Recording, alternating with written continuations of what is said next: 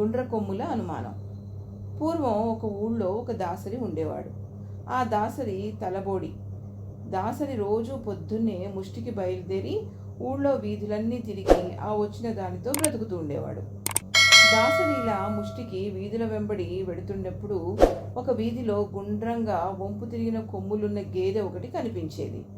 ఆ గేదె కొమ్ములను చూడగానే దాసరికి ఒక సందేహం కలుగుతూ ఉండేది.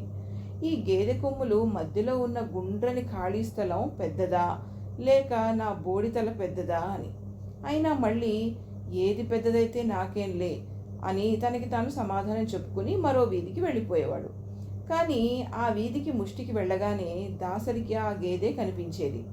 మళ్ళీ దాసరికి అదే సందేహం కలుగుతూ ఉండేది.